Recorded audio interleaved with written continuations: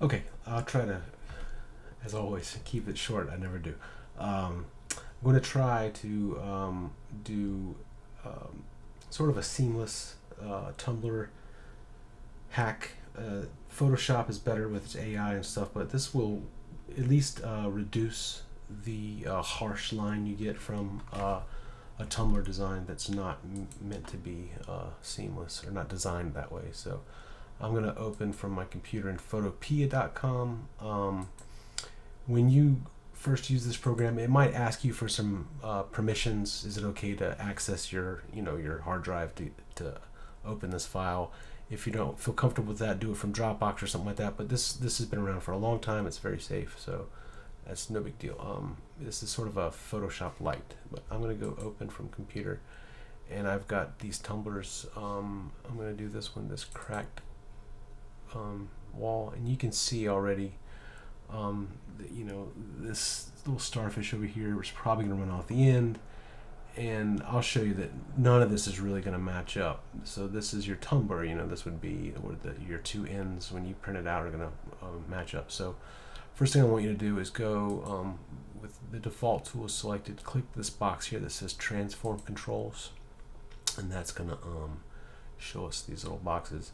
If you want it to look like this, you can also go to view and show rulers, make sure that's checked. Check snap, so that our geometry is going to snap to where we want them to stay. Snap to, make sure all these are selected, and that should get you set up. Okay, so a little bit about this. If you mess anything up at any time, hold down Control and hit Z. That's zebra, Control zebra. That's undo, or you can go to Edit, Undo, just in case anything gets messed up. That'll get you back to where you started.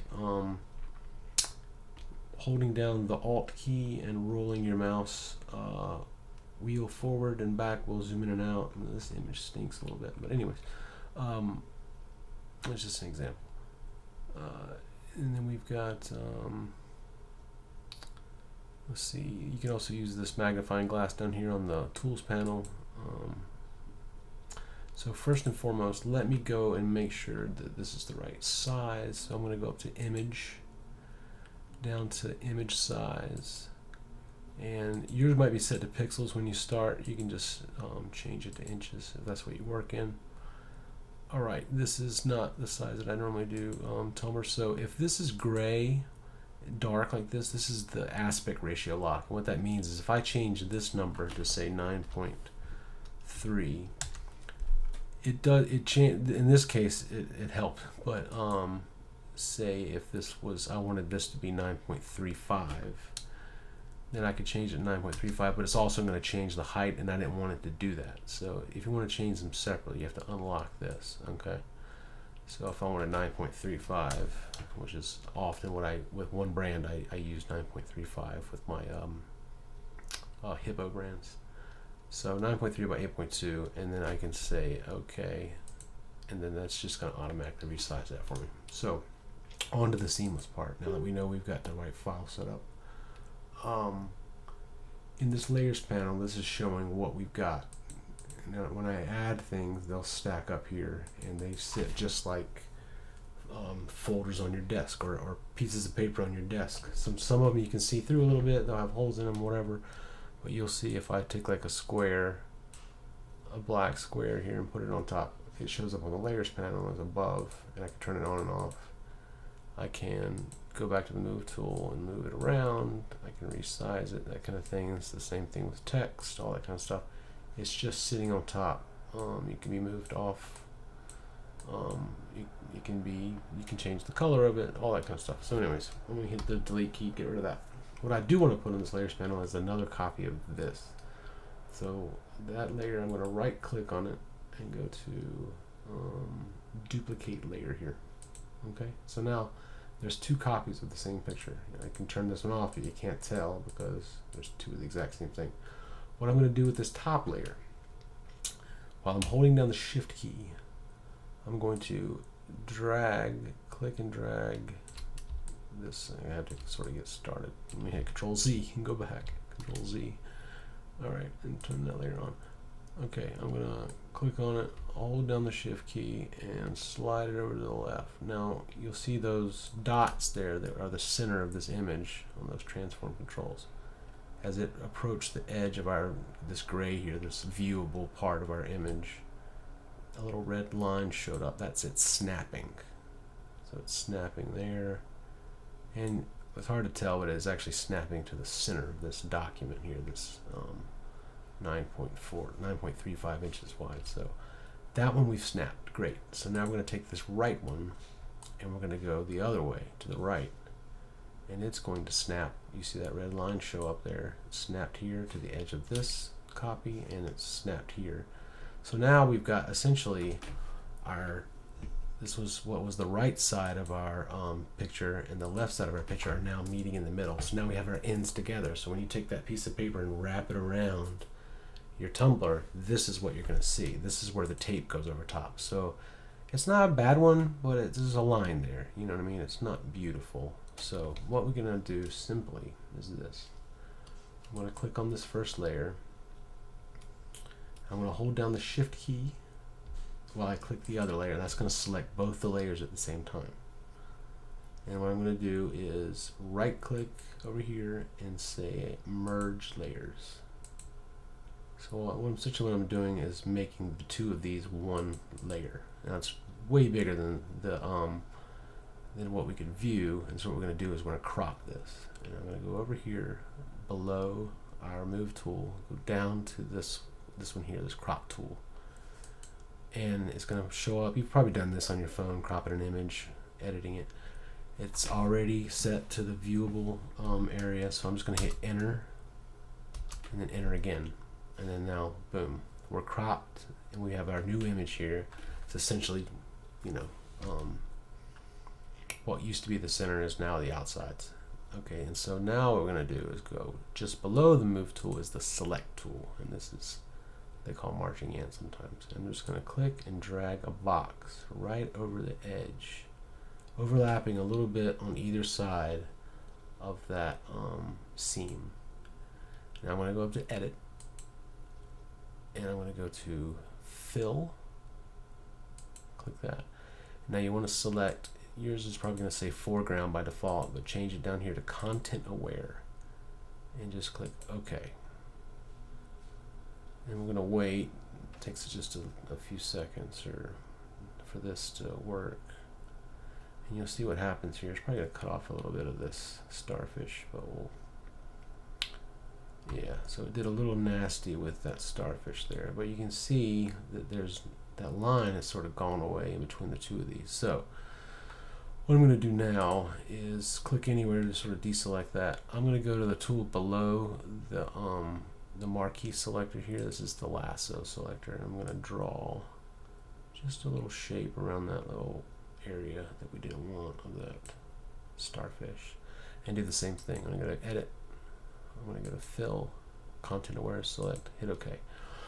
And this, this is not going to work for every image, but it works pretty good on most. And see how it's kind of gone mostly away there. And if we wanted to go in and refine it, we could click off somewhere in the blank area to deselect and sort of work on this area. Now there are other tools in Photoshop and in GIMP and in this Photopea that you can experiment with.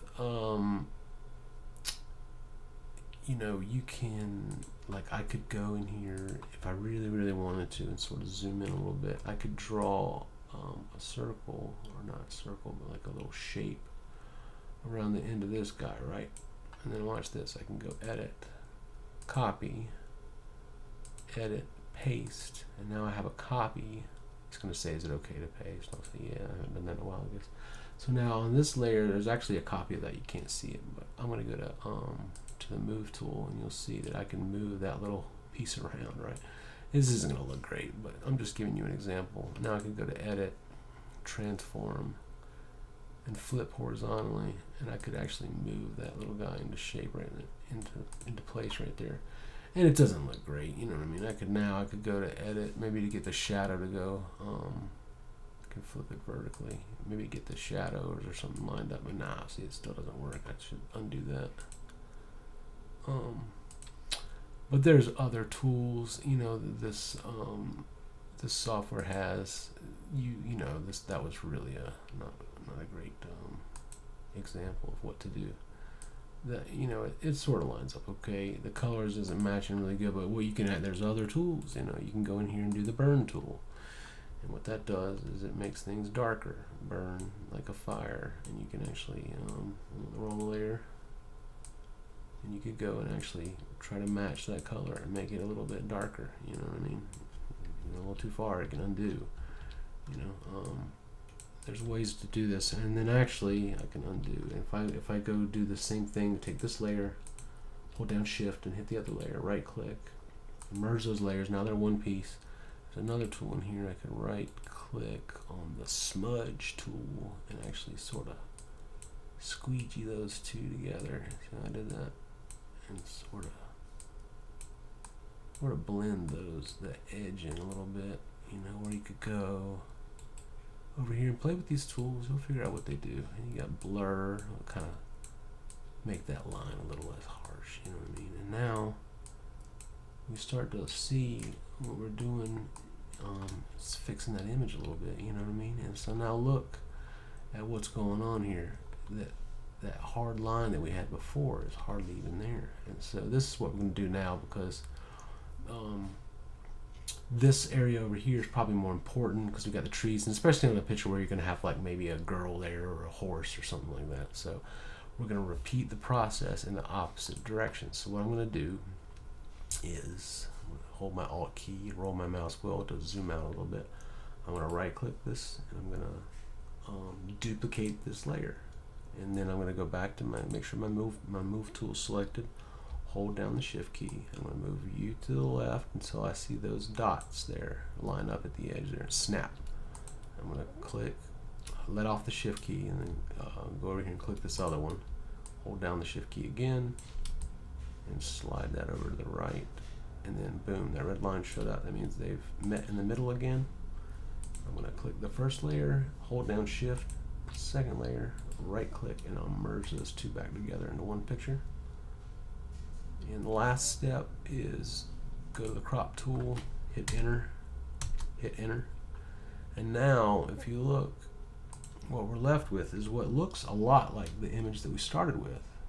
We've got our main focus again, but now you can't really tell from looking at it here, but only you and me are going to know.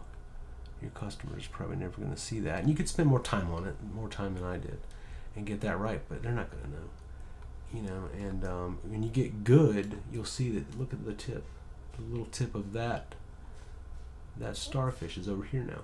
And so if you get your measurements right, I've sometimes my tumblers I've tried 9.36152 and stuff. You'll get it. Try to stick with one brand if you can get it, and the prices stay good, because then you get it. But yeah, so try that little tool. There's some others. The clone tool is another good one. And I'll show you really fast what that does. I'm going to make it way smaller, because holy crap, and that's from another image. So see how this rock is here, and maybe I don't like that. I can hold down the Alt key and say I want you to sample from this bit of the sand here, and now I can go and paint that sand into that area, and you see wherever that little crosshair is. I'm pointing to the screen like you can see my hand.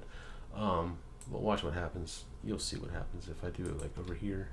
See, it's painting everywhere that little crosshair over there goes. It follows, and so I can keep resetting it. And you can essentially copy things, And so if I wanted to get rid of that, and there's also other tools, really good tools. A background eraser for some people is an amazing little thing. There's not really much of a background to this, but it'll erase backgrounds, and you'd be surprised that if you turn the tolerance down, you can actually get around things like something like that. If you've got like a picture that you need to, one of those background removers online isn't working on, you could use something like that. But anyways, that's what those tools do. The clone tool is I went way too far back. I'm going to hold Control Shift and Z to go forward. But so you've got the clone tool. A really good one is, where's the healing brush? I lose things in here. Blurring tool. There we go. Here it is. This is like a healing brush, spot healing brush tool, and a healing brush tool. There's all kinds of, you can match, replace, patch tools. I mean, look up select clone source there. Okay, that's not the one that I wanted. I want the spot healing brush. Okay, this one is just literally paint over things. I'm mistaken. Oh, my bad. I haven't merged these together yet. It's because I went back and did all kinds of crazy stuff. So you can literally paint on things and they'll just disappear. This is a good way to get rid of blemishes.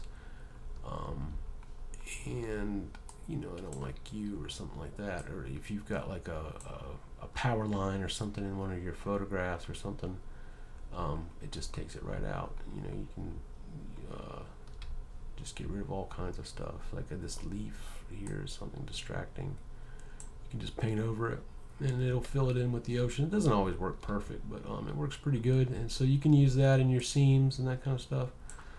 I don't know why this image has got these artifacts in there. That's just a bad copy. I downloaded a bunch of tumblers before I started making my own, and these, you know, this was in it. It's probably an AI thing, which, you know, God bless AI. It's pretty cool, but it does some pretty gnarly stuff sometimes. So anyways, that went on longer than it should have, but that's the gist of it. Make a copy of your image, flip them like this to stick those outsides to the inside. Use the tools that are in here after you've merged them together. Use the tools in here to sort of edit that area, and then flip them back. And then same thing when you're designing your own from scratch. You know, put your image in there. You know, whoever you want or whatever. You know, your Lilo and Stitch and stuff in the middle. And then if you've got little items and stuff, put them out where you want them. And then when you get close to where you're about ready to finish the design and they're off to the edges, go ahead and flip your image like that, and then work on the center and make sure that all that stuff lines up. And then when you flip it back, everything will line up all the way around your design, 360 degrees. So I know this is a lot, but practice and you'll get there. And you guys shoot me a message if you have any questions. And you know, like everybody says on YouTube, like and subscribe if you want to. Just subscribe so you can find me again. Cool.